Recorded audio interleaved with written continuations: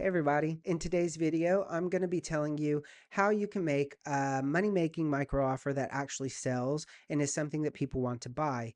And if you aren't sure of what that is or why it's important, go ahead and check out the video here because in this video, I explain what the micro offer is and I also explain how you can set up a digital advertising ecosystem that will help you move customers from being low-paying clients into higher-paying clients while you provide them more value. It'll also build your brand awareness and it'll help you get seen online much more quickly than if you were just to post videos and do everything organically.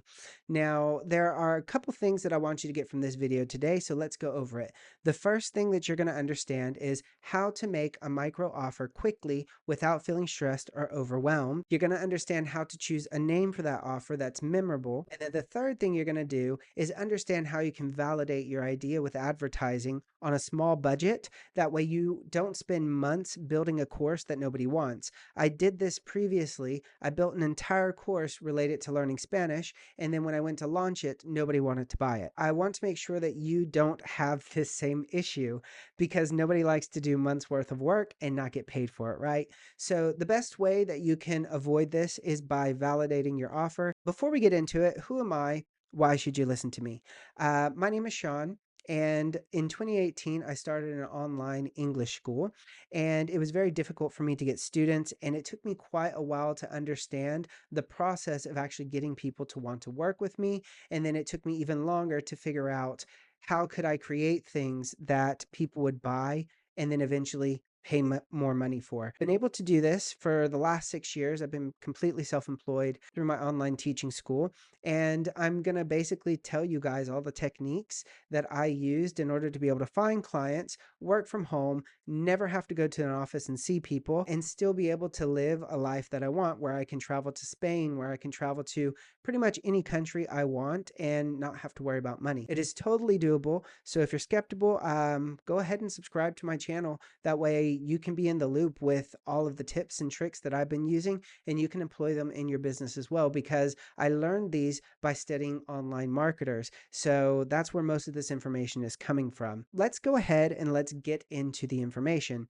Before you can choose a money-making micro offer, you need to understand how these are presented to people online, what's working and already making money, and what has already been proven not to work. There are multiple formats that you can choose, and the first one that most people go with is an ebook format. So people will often write an ebook, they will run an ad to a sales page with that ebook, they will write some copy, somebody buys it, and then once somebody buys it, they are pulled into that marketer's online digital advertising ecosystem. Once they're pulled in, they're usually added into a group where they can talk to other people who are in a similar situation as them, and they still have access to that online ebook to read whenever they want.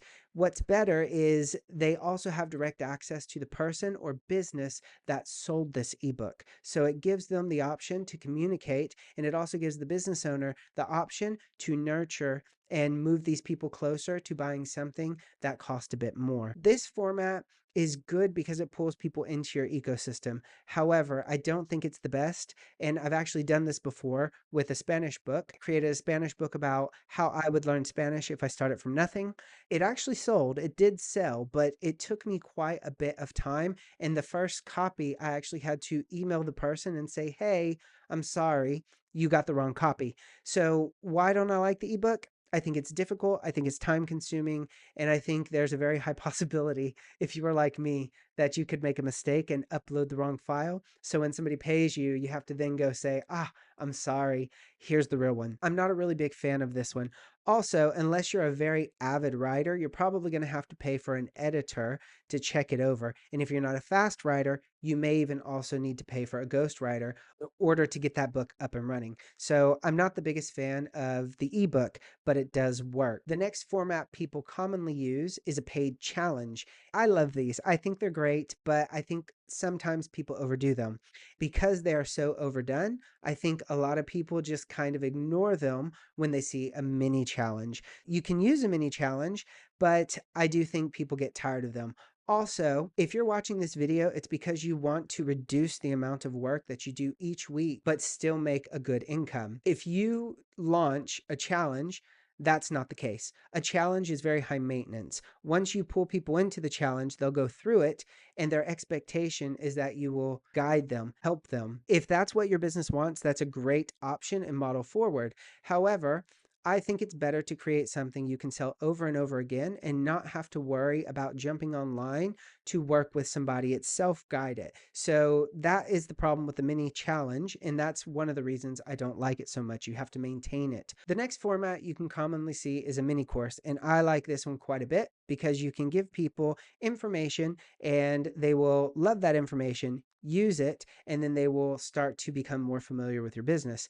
The mini course doesn't have to be anything extravagant either. We're going to be talking about how to not make it extravagant today because this is the example that I'm using in this video. And I really like it because you can sell it multiple times. You can record it, set it, forget it, throw some money into an ad, and it'll show it to as many people as possible. And as the people buy, you get the revenue. They get pulled into your ecosystem, and over time, you'll be able to nurture them and lead them into purchasing higher ticket offers from you. So I think this one is an absolutely excellent option. The other option that you could go for is a template. You've probably seen people selling Notion templates or ClickUp templates online. If you go to Etsy, it's basically a store full of templates. You can buy them for diets, you can buy them for workouts, you can buy them for sleep routines. Etsy is a great example of selling a template at a low price so you can pull people into your ecosystem. I think this is a great option as well. The last thing that you could do, which really should form part of your entire strategy, is repurpose content. For example, I have multiple English courses that are recorded. I could potentially repurpose those into a course about writing a thesis statement because I've gone through this entire course pretty much with someone. I have everything made. All I would have to do is package it up into a beautiful course, put it online, write the promise for it, run an ad to it, validate if people want to buy this or not. And then if they do, I could throw some more money into an ad and potentially get more money back. Again, not all of this is trial and error until you figure out exactly what the people you're trying to sell to want. So I think repurposing content is fantastic. And as I said, you should be using this as part of your wider strategy. If you make a video on YouTube, turn it into a blog post. If you turn it into a blog post, you can then take it and turn it into tweets. Now, the first step for you to create this micro mini offer is to choose your format. But if you're unsure of it, you probably need a little help with this. So let's go over what you could do. If you're unsure of what to do, take a look at the resources you already have. I have multiple Zoom courses that I've recorded with my students. I could take all of those, repurpose them, take all of the PDF files, put them together, sell them as a course. If you have something like this, maybe a podcast, go ahead and repurpose it. Use it as a course, put it out there as a micro money making offer. What you think is common knowledge, people will pay for because there are people who don't understand what you're talking about. So if you're unsure of what to do, take a look at what you already got, choose the format that you most like, and just kind of go with the flow. The next thing you need to do is you need to come up with a strong hook that'll get people's attention and tell people your promise. So a good example of this is Alex Gattoni's Write and Ignite Challenge. And it says, learn to write a high converting sales page in just 5 days. Another great example of this is Laurel Portier's ad system, which is I'll teach you to run ads by yourself for just $7 a month. These are both great promises. They're great promises because they tell you exactly what to expect and the time frame in which you can get this. When you're coming up with this promise, you shouldn't just sit down and write. You need to validate before you come up with a promise and then validate after you come up with the offer. Before you start to write your promise, there are a couple things you can do to validate this, okay? Let's go through what a good promise looks like and how you can achieve it. I'm going to break it down step by step. Number one, you just simply need to figure out what customers want. And I know this sounds like it's easier said than done, but there are some things you can do. For example, I always look at Google reviews. They are very helpful. Don't look at the 5-star reviews though. Look at the 1-star reviews. This is things people do not like about current businesses that exist. So it gives you an insight into something customers want that other businesses are not yet providing. So go ahead and take a look at Google reviews and look at all the 1-stars. But don't just stop at Google reviews. You could also check out Amazon Books or Amazon products if you're selling something physical. Go ahead and take a look at everything that these people are saying is bad about a product or service, you want to take that information and write it down. Now, why is this important? Because I just mentioned that you don't want to freestyle your promise.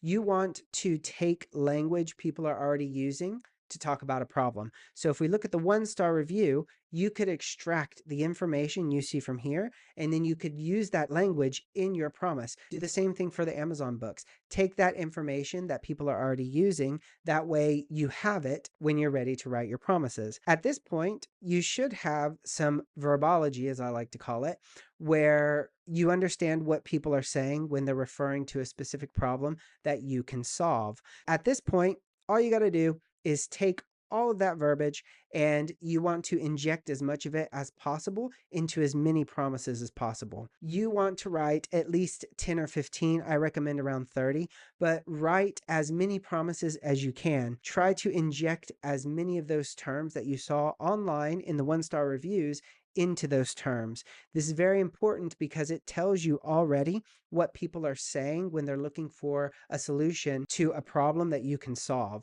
The more that you can talk to a customer in their language, the more comfortable they are to feel when they're working with you. By now, what you've done is you figured out how you can decide on a micro offer. You've learned the different formats. You understand the importance of a promise. You know how to understand what customers want. What's the final step? Take all of those promises that you have written down, start to cross off the ones that sound very, very bad. You want to ideally narrow it down into the winner. This is a very important process because you might have something that sounds really great when you first write it down, but then later, as you go through this process, you think, oh, this is actually not what I want to do. After that, you have your promise. Now you just need to name your micro offer. So let's go over what a good name is, because there are 5 components to a good name. The first component is it needs to forecast what people are going to achieve by working with you or taking your mini offer. The second thing it should do is it should tell them how long it's going to take to achieve that result. The thing it should do is be short and catchy. You don't want to have a name that's too long, or maybe 5 words. Most of the ones I see online are about 4 words, but you could get away with 5 if it's super, super catchy. Anything longer than that, the name is going to be difficult to remember. The last thing you want your name to do is describe how working with you is going to be a unique experience, because at the end of the day, when somebody buys something, they're buying a result, but they're also buying a part of you. They're buying your product, they're buying your service, they're buying from you because they like you. You really want your name, if possible, to be able to explain how working with you is going to be a unique experience. It's very important at this stage, once you have your list of names, you're not overthinking this. Pick something very quickly, spit them out, pick it quickly, because the next step is for you to validate this. Don't spend a week, don't spend a month coming up with a name. Just do it and get it out there as fast as possible, because the faster you get it out there, the faster you can validate it. And if you've gone through this video, you probably have a good idea and a good way of describing your offer to people, because you understand the words they're already using and the problems they're already having. So the last thing I want to mention at this stage, when you're going through this, after you've chosen a name, after you've chosen a promise, after you've decided on the format for your money-making micro offer, you definitely should not ask your friends or family for feedback. I found this out the hard way because I made this course, showed it to everybody in my family, showed it to all my friends, and they said, oh, that's great, that's amazing. Nobody bought it. And the thing is, my family and my friends, they were too nice to tell me that sucks. It's very important, if you're trying to validate an idea, that you don't use your friends or family. So in this video, you learned how to come up with a money-making micro offer as an idea. You learned how to name it. You learned how to come up with your promise. So if you found value in this video, or you want to understand a bit more about my advertising ecosystem, how it could work for your business, go ahead and click the bell button here and subscribe to my channel, and I will see you in the next video. Bye, guys.